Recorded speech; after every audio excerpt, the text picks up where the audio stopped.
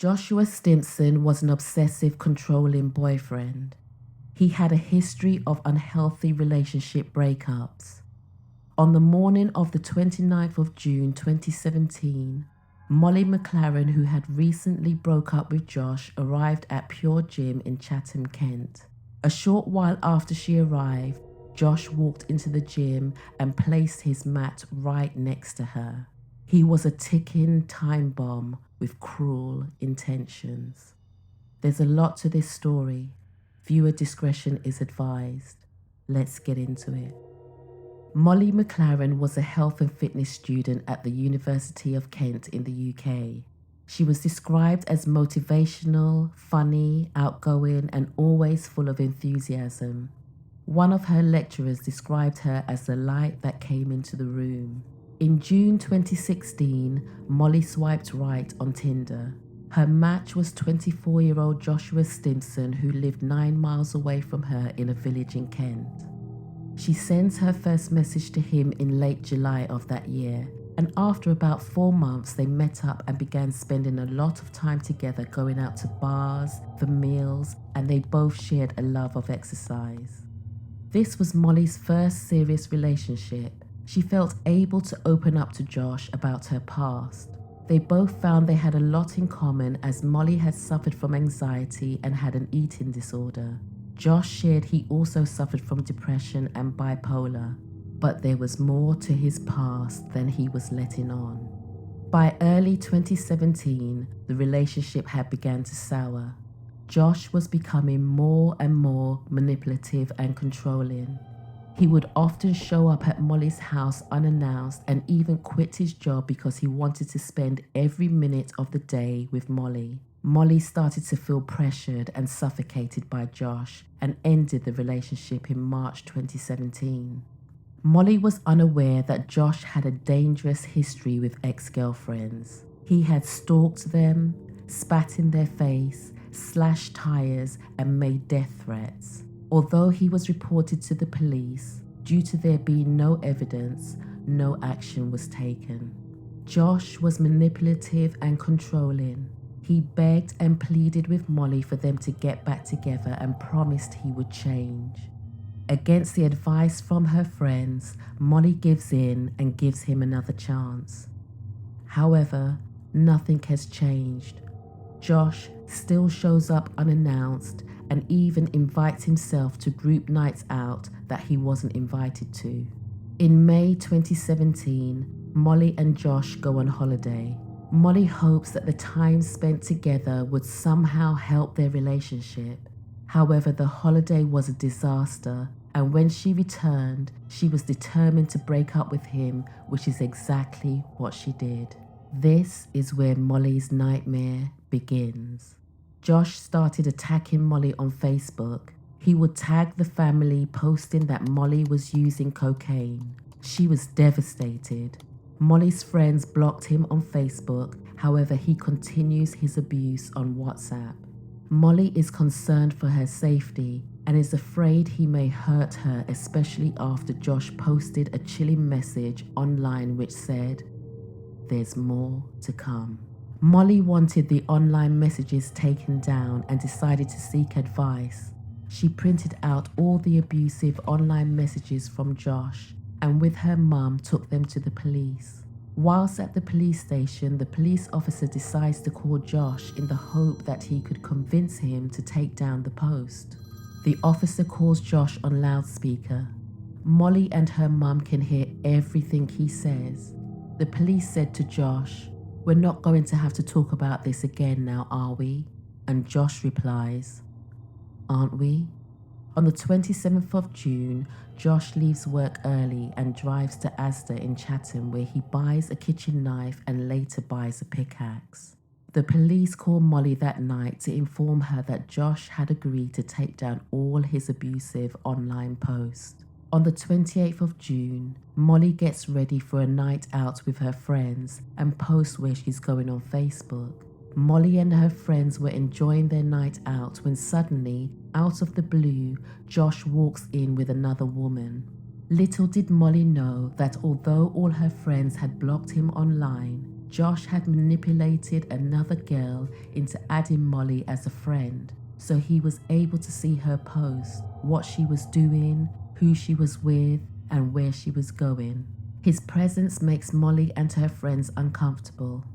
20 minutes before Molly and her friends decide to leave the bar, Josh walks past their table, which was unnecessary as there was more than one exit he could have chosen. Molly decides to leave shortly after. On the morning of the 29th of June 2017, Molly headed for her usual workout at the gym. Little did she know she was being followed by Josh. This was now the second time he had followed her within 24 hours. He walks up the stairs to the gym,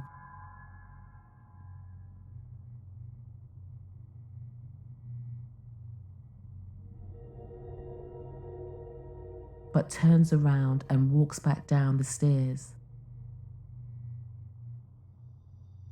However, he changes his mind, walks back upstairs and placed his mat right next to Molly.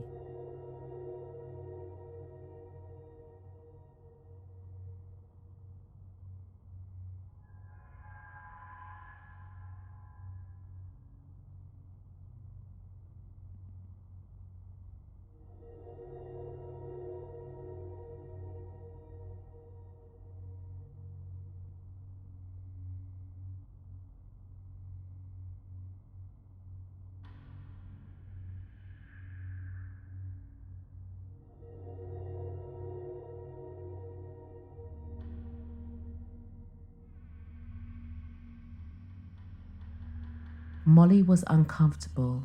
She asked him if he was following her and why he wasn't at work, but he said it was none of her business. Molly didn't know what to do, so she texted her friend and called her mum, and they both advised her not to speak to him and to go straight home.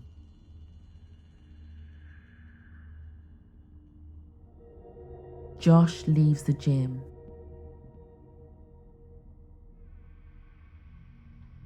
Molly leaves shortly after.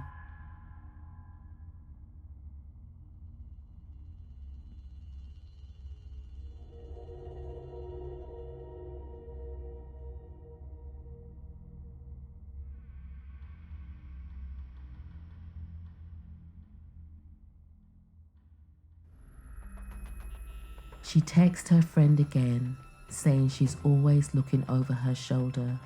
Molly walks towards her car, unaware that Josh is in the car park. Molly gets into her car. Josh opens the door, jumps into the car, and viciously attacks Molly. Molly tries her best to fight him off. She screams and beeps her horn in the hopes that someone would help her. A passerby, Benjamin Morton, tried to help by slamming the door on Josh's foot and tried grabbing his leg, but it was too slippery as his leg was covered in blood. He banged on the window and the bonnet of the car, but Josh would not stop. He stabbed Molly 75 times.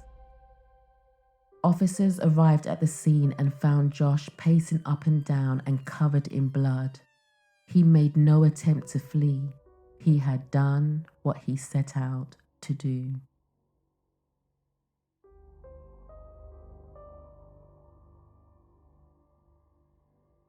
On the 23rd of January 2018, Joshua Stimpson pleaded guilty to manslaughter, but pleaded not guilty to the murder of Molly McLaren on the grounds of diminished responsibility, claiming he had bipolar affective disorder and a personality disorder.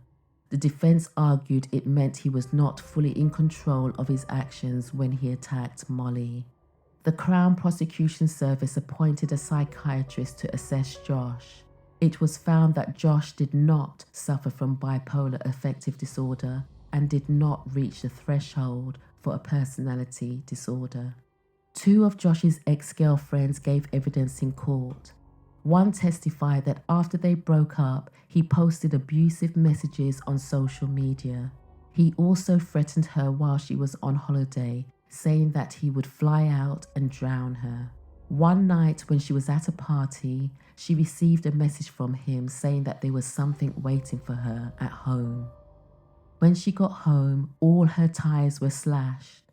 She went to the police, however there was no evidence, so no action was taken. On the 6th of February 2018, the jury took less than 4 hours to find Joshua Stimpson guilty of murder. He was sentenced to life in prison without parole with a minimum term of 26 years. It's scary to know people like Josh exist, and there are many cases just like this one. In the UK, at least 2 women a week are killed by their partners or ex-partners, and stalking-related behaviours are identified in 94% of these cases. Since Molly's death, her friends and family have set up a charity for people suffering from eating disorders called the Molly McLaren Foundation, and every year on Molly's birthday, they celebrate by hosting a charity festival called Molly Fest. Thank you so much for watching. If you enjoyed this video, be sure to hit the like button and subscribe. Thanks again, and I'll see you in another video.